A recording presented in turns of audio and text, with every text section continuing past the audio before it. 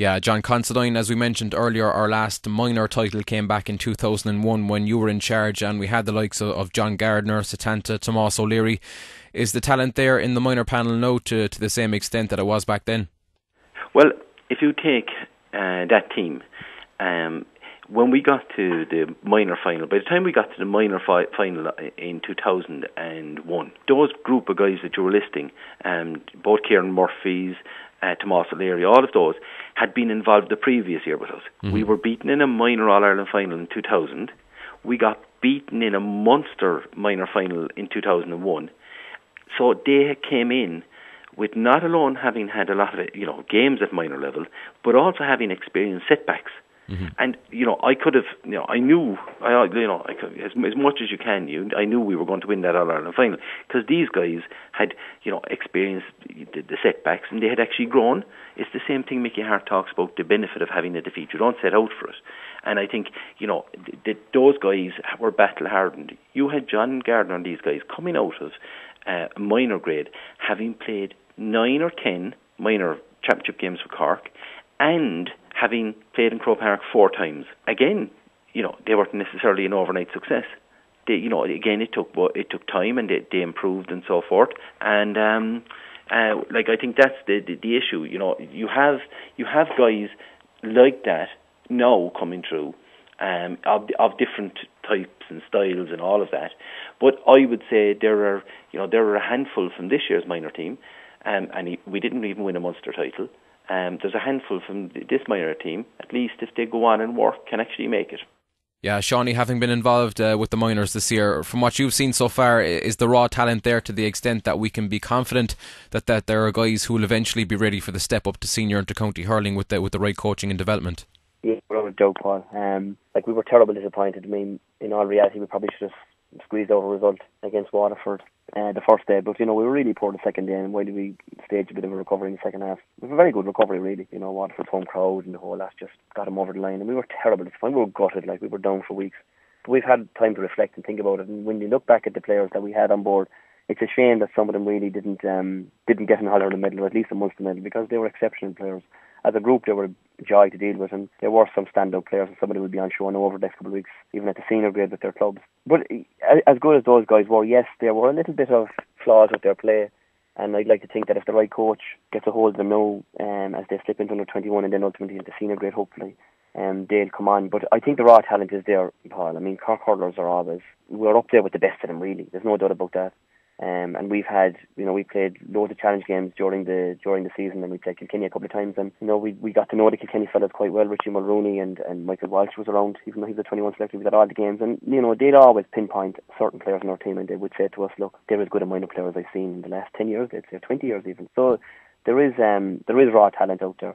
Dennis Walsh is a fantastic coach, and if Dennis decided to promote some of them, not necessarily maybe into the panel, but for an extended panel, maybe a 40 or a 50-man panel, I think Dennis is a really good coach, and I think he'll be able to bring those guys on, because certainly while they didn't have success this year, there is a bunch of them that have the ability to go on and play senior. I've no doubt about that. Yeah, John Considine, as manager of the minor team, when you see a result like last weekend's for the seniors and the subsequent talk of a lack of success at underage level, does it put extra pressure on you going into next year, and will you be trying to change anything because of the situation with the seniors? Well, it's not so much for the seniors, but for ourselves. Every year you go back and you look and you say, geez, how can we improve? How can we move on? And I don't think I've ever been involved with a team where you've done anything perfectly. There was always mistakes you made and things you want to change and things you see, and people talk to you about things and they say, did you ever consider this, that? And you always try to move on and improve. So we'll be trying to improve to focus on the minor team. I can't do much about the under 21s and seniors. I'm sure they're doing the exact same, and I think I think that the work will go in, but I mean it needs to be an amount of hard work, and I think if we learn from these defeats and press on, in lots of ways, when we get back there, it'll be sweeter, because we'll realise we had to do it through hard work. I mean, that's why if you look at our sort of favourite sporting people, they're all people who've come back and have had their setbacks. You look at Sonia, you look at any Roy Keane who'd with injuries or whatever, and I think that's the same in hurling.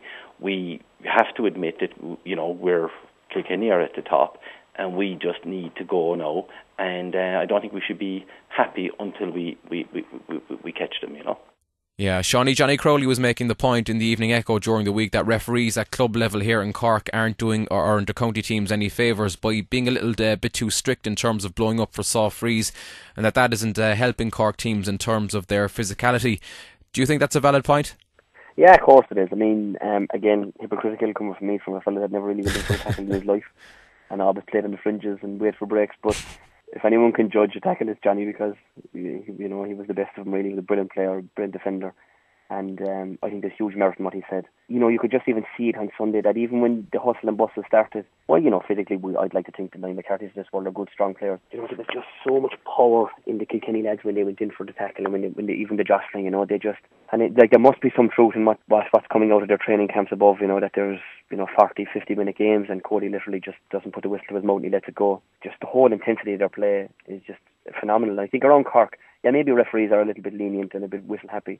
I mean, Carl McAllister, I think, is a good example of a referee that does let it go. I mean, Carl sometimes criticism because he doesn't blow it up enough, but I don't know. I played in plenty of games where Carl was a referee. I think it's great. I mean, he does let it go. He gives the benefit of the doubt. He's very good at the advantage rule, and I think kind of more referees of that sort of nature in the club scene would benefit Cork when it ultimately gets to playing into county level. Every Kilkenny fella, whether he's training or whether he's playing in matches, knows that he could be, on the line. I mean, I heard a story coming out recently from a Kilkenny lad that I know really, really well, and I've no doubt that there's a bit of merit in the story, that Tommy Walsh was worried coming into the Cork game because he felt that in training, Shefflin on one night and on another night, Owen Larkin had taken him to the cleaners, and he was worried that Cody wouldn't start him. I mean, Tommy Walsh is going to go down as one of the greatest players ever, and I mean, it's amazing when you hear a story like that from a player that I would imagine is a banker, feels that Cody might not play him because of the fact that Tommy wasn't going well enough in training, that there wasn't enough intensity to his play. Yeah, the tackle is one thing, and Johnny is right. I wouldn't solely, though, focus on it, because I certainly, as a spectator, don't go to matches to watch tackles. I go to matches to see skills, to see first touch, to see little tricks, to see the ball going over the bar, to see great scores. It's only one facet of the play that needs to be looked at. I would be focusing even more on things like, as I said, touch and scoring ability. Yeah, just finally, Shawnee, to yourself, it's been a tough job for Dennis Walsh over the past 2 seasons. How would you rate the job he's done, and do you expect him to stay on for next year? Oh yeah, I think Dennis Walsh is a fantastic guy, to be honest. Paul, I mean, you could meet Dennis Walsh up in the Mardyke at a freshers final, college's freshers final. There aren't too many freshers that are going to play, would make a Cork team at the moment, but he's continually out there scouting for talent. He's a fierce, diligent guy, fierce, determined, and was fierce and lucky as well. I mean, when you reflect on his year, he was 90 seconds away from winning first Munster Championship victory in 4 years. He was very, very, very unlucky the way the year went. He's got fierce respect from the players. They seem to have fierce time for him. They've bought into the structure that he's tried to implement.